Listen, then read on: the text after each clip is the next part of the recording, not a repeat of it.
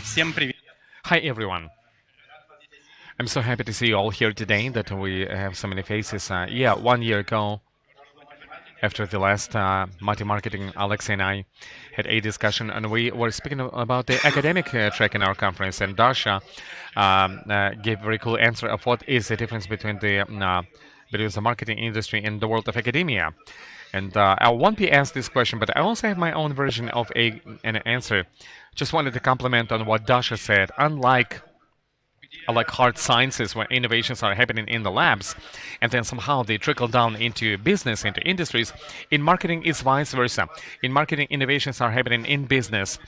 You come up with the new technologies and business models, and only then scientists with a certain time lag, with the latence, due to the life cycle of that research, which takes a lot of time, they begin to study this and somehow to make sense of them.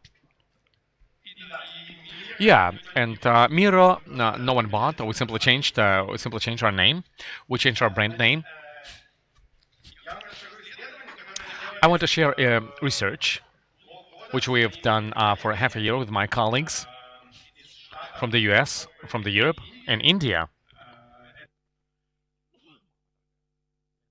While Dasha shared about the research, which was answering a specific question, we had more like an overview work.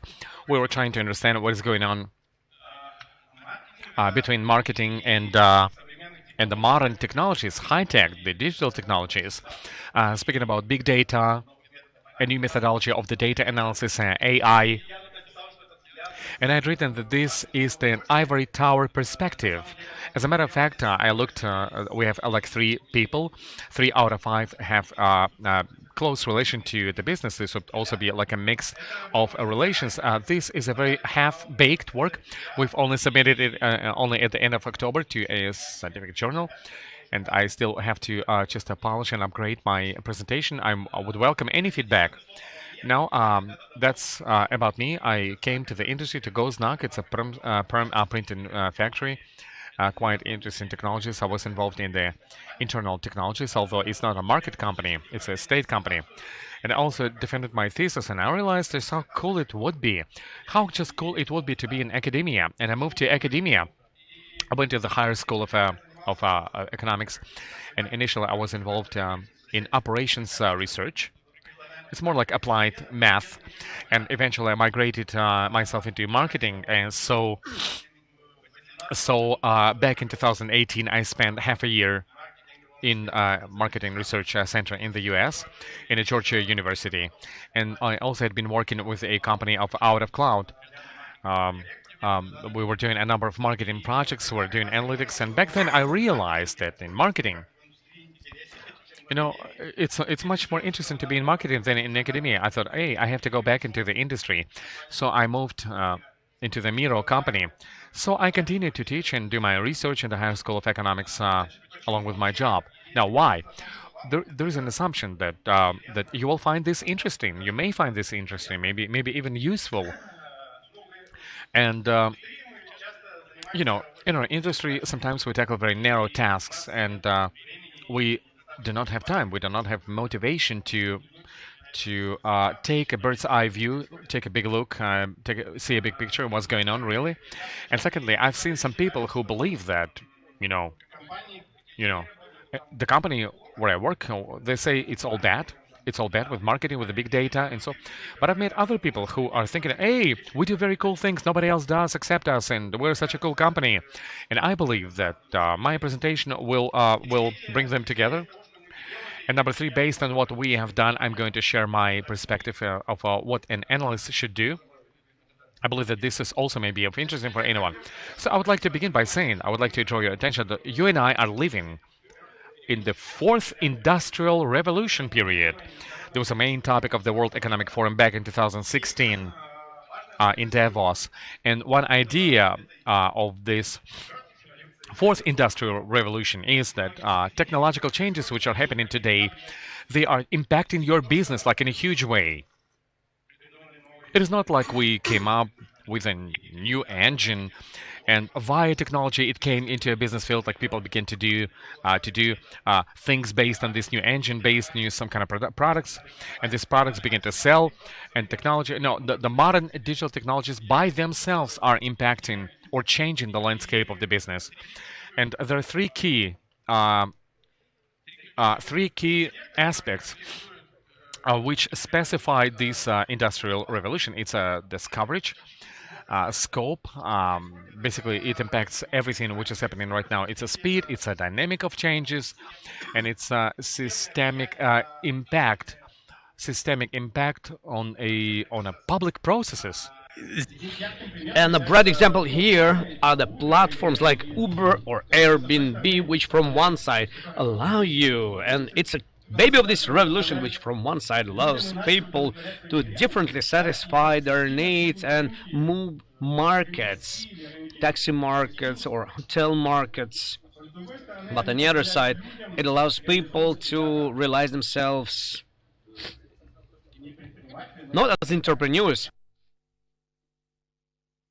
but as individual units earning money for their life, renting out their apartments or taking somebody from work to the other places. And this is a key difference. So, what marketeers think about it? Institute for Business Value does a lot of research, like a think tank. In the year 2018, they've questioned more than 2,000 executive people from marketing. They've used a combination of qualitative, quantitative methods, and partially they gave it to Watson for processing. And they've received very important results. Number one, what are the key challenges marketeers do see?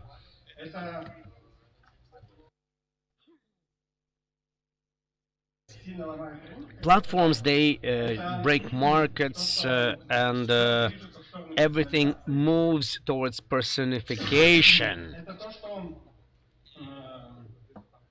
Also, the fact that companies, in order to continue competition, in order to have competitive advantages, they have to be very flexible.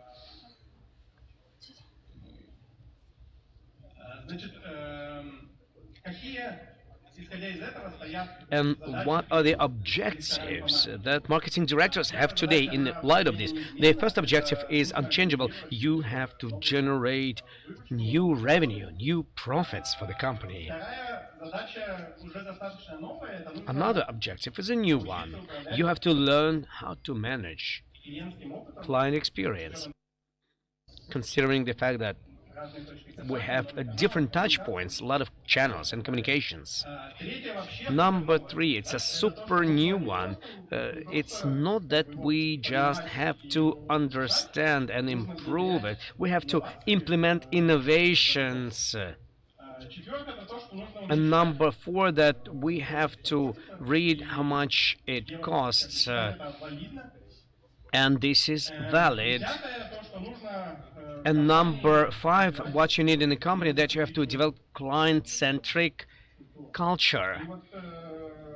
And I think that 3 and 5, these are absolutely new things which several years ago have not been available. Also, they say that the chief marketing officer should be chief experience officer, meaning customer experience. Well, coming from these things that the world is changing and marketing also rethinks itself, we started asking the next question: what happens on the cross-section of all those things? Digital technologies, big data, and new methods of data analysis. And I'm not saying calling it AI. There are relations between companies and their clients, and how it's been transformed, and what's the consequence of all of this. Well, there was a framework on how to think about it, and we have met in April. in a workshop in Lisbon, and we have invented the following framework. We have an internal environment, there are certain efforts, there are certain changes which are happening in the external environment.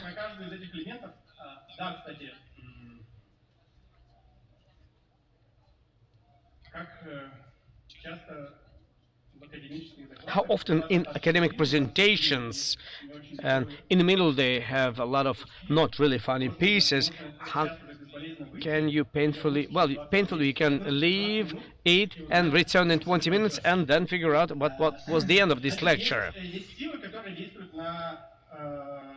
There are things that are influencing the company, and we're going to speak in more detail.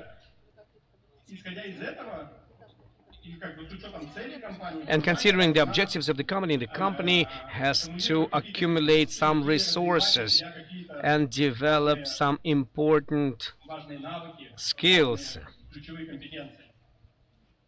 and key competencies.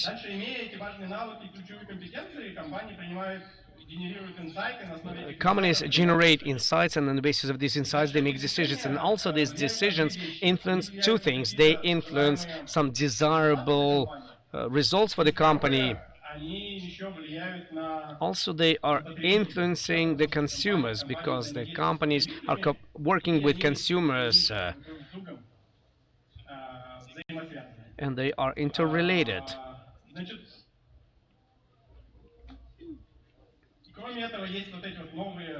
In addition to that, we have those new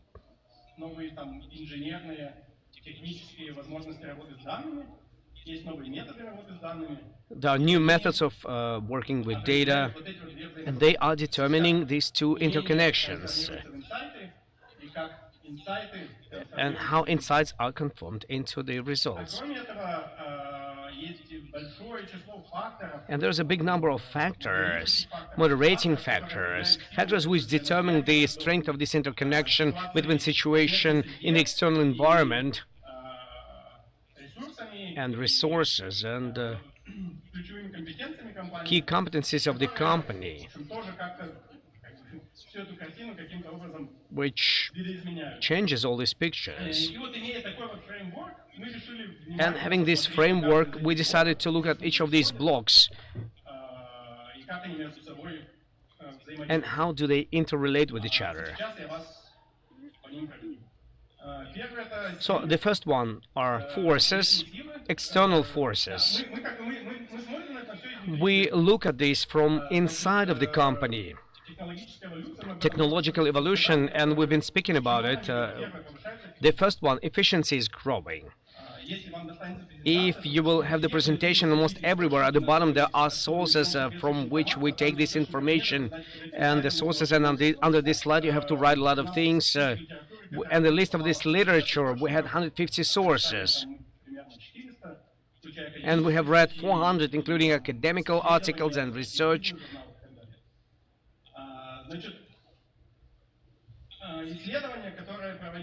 The research that was conducted by McKinsey Global Institute have been asking questions from biggest companies. And what is useful about AI and new methods, first of all, is to increase the efficiency. Efficiency in a wide spectrum of objectives which are important for the company and for the marketing. The second thing are the key innovations, or as the Wall Street Journal columnists have said, information on steroids, fast innovations.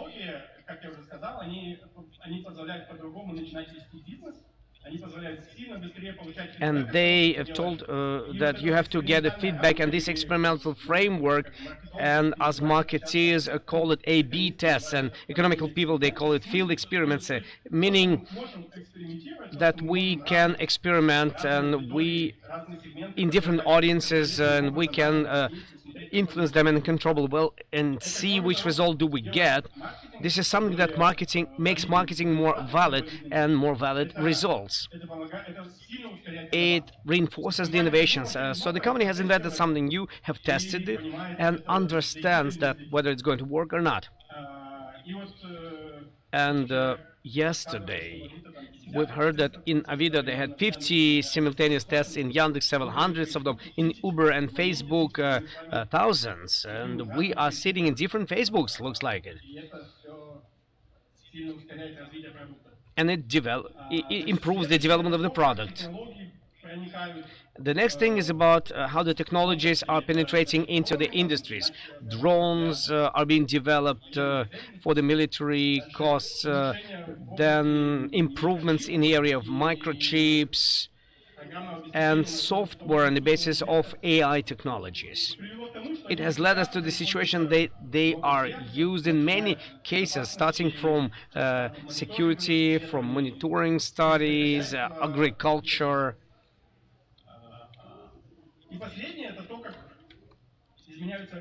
And the second one, how the markets are changing.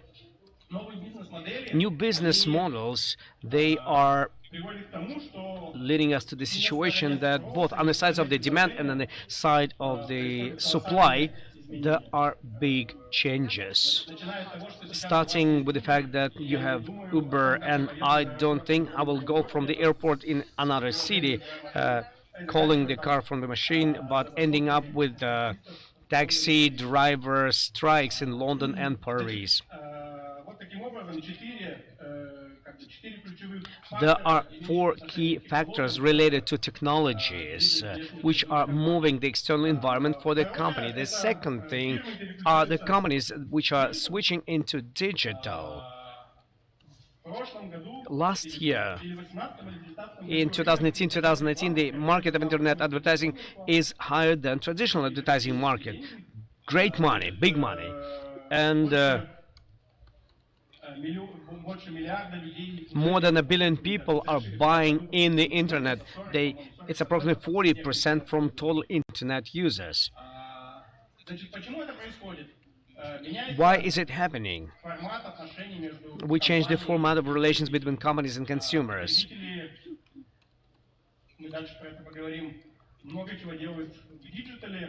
Consumers, they do a lot of digital, and companies as well. So that's why they're moving there. Economy of this process is changing significantly. Communication become super cheap. Everybody have smartphones. Internet is very cheap.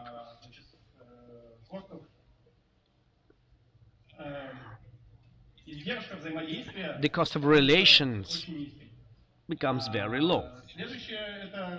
The next topic is orientation and personification. This is something that we've been speaking about as the output from the marketing director's research. The numbers give the possibility for personification. Why? Everything was limited in the past. We had only mass market, and we couldn't offer his price to a person. We couldn't offer to people their communications. But digital technology allows us to achieve that. And in one of these two sources, where it has at the bottom, it says that personification is number one. Usage of artificial intelligence, personification data, and this is a benefit number one that was given to marketeers. So these are three factors related to the fact that all the companies are moving into digital. The next one, consumers are also moving into digital.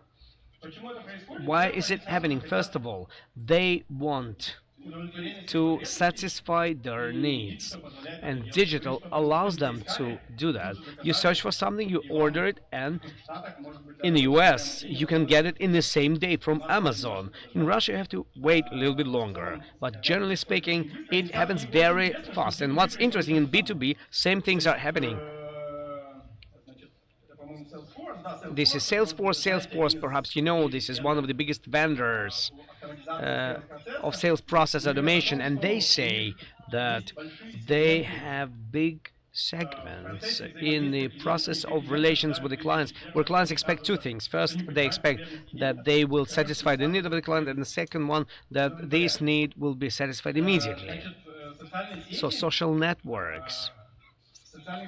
In social networks there's a lot of people, and there's a big number of papers which explain why people are sitting there. But what's important, people are ready to work with brands and social networks. They're sitting there not because they want to relate with friends, and it's also interesting for them to relate with brands and communicate with brands. It's very comfortable for them. And the final thing is generational factor. Young generation spends more time in the internet. They consume more media. My son, he's 11. I see him and I try to influence this, but it doesn't work. But even for 11-year-old son, I've seen this number. I was astonished. 6-9 hours per day average time. Kids in the age from 11 to 19 spend in the internet in different medias. Of course, most of these media are games. 40% is spent in mobile devices. So we have discussed what really happens on the side of the consumers, and a final important thing, especially in recent several years, and how actively we see this phenomenon. And it's also being faced by academicians. These are questions related with privacy and data safety. In principle, we do understand that inevitably we using our data. We have two problems. How is our data stored and for which purposes this data is used? And we have a concept as a privacy calculus, that every person has a certain calculus in his head which can compare potential benefits from sharing your data and potential threats. It's interesting, and if I properly understand, we've been told that in Google, Google enters into banking and obviously says the following thing: I'm not going to use banking data for other services. I'm like, we'll cut it and we'll put a wall between them, whether we can measure it or not. But in general, we see that companies, they understand this is a super important aspect.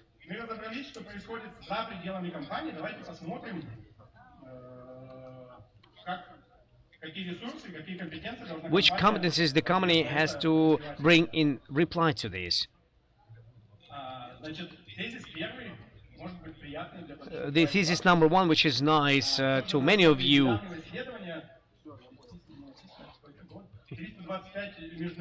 325 international, transnational companies, they say the following thing: we don't have enough competencies to work with big data and new methods of analysis. But what are the technological competencies? Well, I wanted to bring to your attention the final thing. It's the integration. They have to be interrelated to each other. But marketing competencies, what is meant by this? The companies have been living in a paradigm exploitation, which means that they're sitting on a certain market, they understand the behavior of their users. They have statistics of these consumers, and they are consuming some information, and they are growing with a certain growth rate, which is normal for them. Nothing, not turbulences is happening, but everything is changing right now. But right now in marketing, there should be a new competency, which is called exploration, when we have to look at the auxiliary markets, new markets, new segments. And for the marketing, this is a totally different game, totally different approach, and different mindset of people who are involved in this. The next one are human competencies, and it's going to be the key factor. Everything has changed so much. Considering this, well, there should be a product placement. For example, in Perm, I'm reading lectures in smart marketing, and we have 8 graduates of our program. And then Dasha was speaking here, and Dasha also is learning as marketing, how to combine marketing with big data. And Roma will also speak. He's also in Higher School of Economy, teaches the same thing. There is a small asymmetry of the information. And the final thing, It's the ability of the company to transform. It's an important competency, because this is a competency not only for marketing, but this is a competency around the company. And it's very important. Under this decision support system article, there's an important thesis that analytics is a key factor for the agility possibilities, and I will come back to this in the end. Number 4, this is something that we have discussed about the company.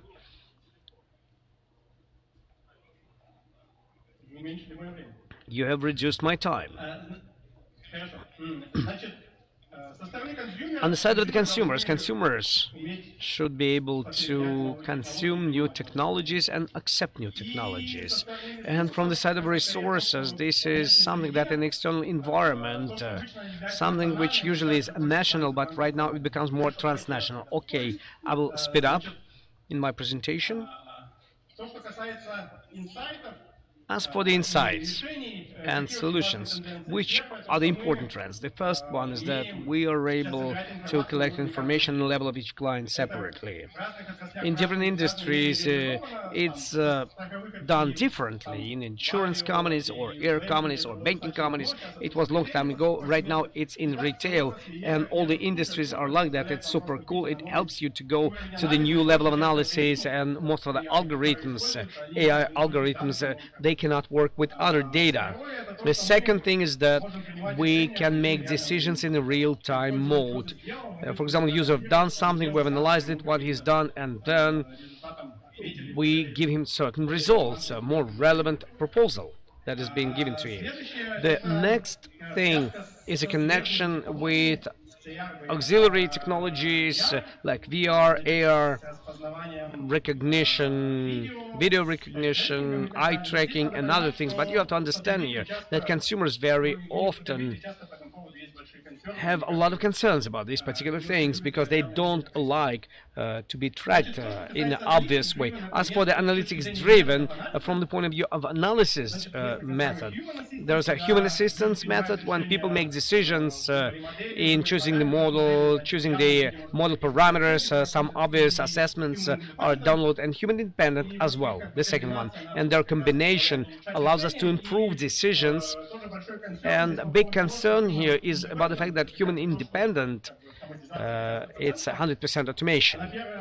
First of all, it works not really good, and second topic is that we know that people are shifted. Everybody have a certain bias, but algorithms also have certain bias, and it's caused by the fact that this data they've used for learning, it's not equal to unbiased data or to the situation in application of which we want to make decisions.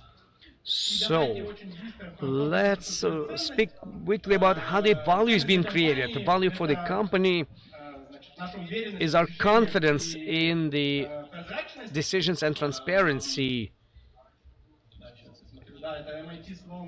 MIT Sloan Management Review.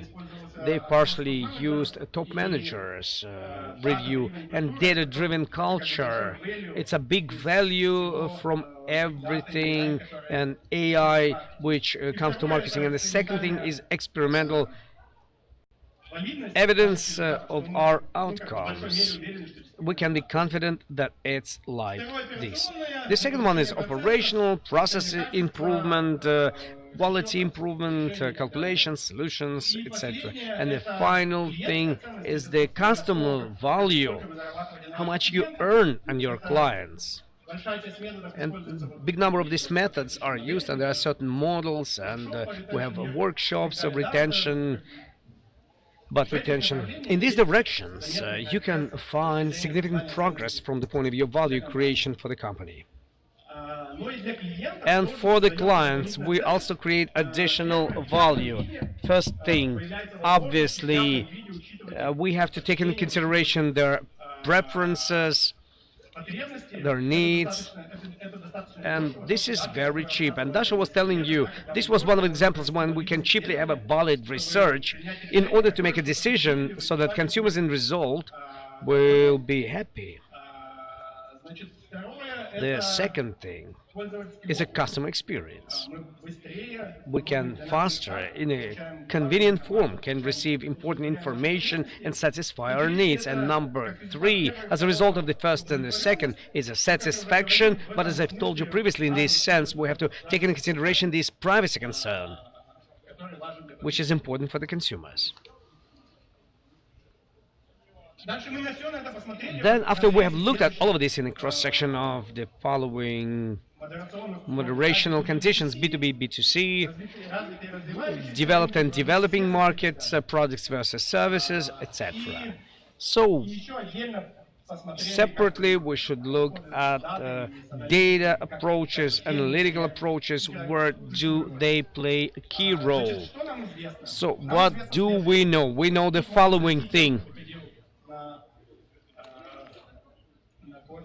Those people who went to coffee, everything is changed dramatically. It's confirmed in the academy and in the business, and everybody is screaming about this. Drastically, well, relations complexity is changing. Also, the level of personification in most of the context is super weak, and you can feel it when you are being targeted by the advertising, which is really doubtful to your opinion when you do something in the browser. Well, when do we use or when do we look at the results of separate methods, some analytical methods, even if they have a statistically significant uplift from the economical point of view, it's very weak. These are small improvements, and when these small improvements are in big volumes, we can come to something big. But generally speaking, this allows us to improve small aspect of our business a little bit. Also, big data and AI is not going to change the core of the marketing. We have to understand our consumers. We have to develop strategies. We have to understand how we'll arrive there. We should accumulate resources for this. And experiments, they matter, both in business and in academic community. They become a very important golden standard when we want to answer to a certain question and be confident about this question. We don't have other way but to use those experiments. What else was understudied, under-evaluated, and this is all that you can cover on this slide. The impact of efficiency is under-investigated. And by the way, I would like to recommend to you, in the year 2018 in Toronto, they had a workshop from National Economical Research Bureau, how AI influences different industries, and there was a presentation by Susan Ethery, a Brantley professor. She's a great economist. She said how the AI influences the economy, and we can bring it to the marketing. Please find it, watch it. It's a very good presentation, very good paper, because we see what really happens in the short-term horizon in some shifted population, but later we cannot proliferate it and for everybody. Also, it's not really understandable how it happens optimally from the point of view of corporate perspectives. And until the end, well, we've been discussing it yesterday, for example, in the advertising, in the brand advertising, there is no cause, reason, effect connections, and there's a number of local questions which are not answered. When I've looked at all of these, well, I will finish in 3 minutes. When I've looked at all of these results were acquired about 2 weeks ago. And what happens with MIRO? MIRO keys. Who used MIRO? Oh my. Wonderful. So this is a service for visual collaborations. And how can we work within this agenda? Last week, we've rolled out our own platform. Different people can create their own applications on MIRO, which can automate some pieces of their processes, and then they will be able to sell it in the marketplace. We make end-to-end analytics. We try to enrich data. We go deep into what is happening. We make first steps in personifications. We have a big product, but we're moving this direction, and we make experiments. Usually these are manual experiments, but in the course of 3 months we will deploy a new platform. Well, I was happy, and I think that we as a company, we react adequately to those challenges that we have ahead of us. And the fun thing is about the role of analytics. And many presentations have discussed this. And after the research, I've selected 3 key items. The role of analytics is number 1 is to be a link. And I've looked, in our company we have 5 different marketing managers. One is responsible for acquisition, another is responsible for product, the third one is for partner relations. And everywhere, because everything becomes more complicated, functions are breaking down. Analytics, it should be the place where those functions are related from the data point of view and from the business point of view. And in this sense, for the analytic, it's critically important to understand business and not just being able to calculate statistical validity. The second was the critical thinking and flexibility, agility of the company. Analytics should challenge all the decisions and should say, why are we in hell doing this? And number 3, we have super big data and they become very granulated, and analytics should keep the balance between important decisions and big impact and desire to dive deep into all the data and to analyze this data. And this is it.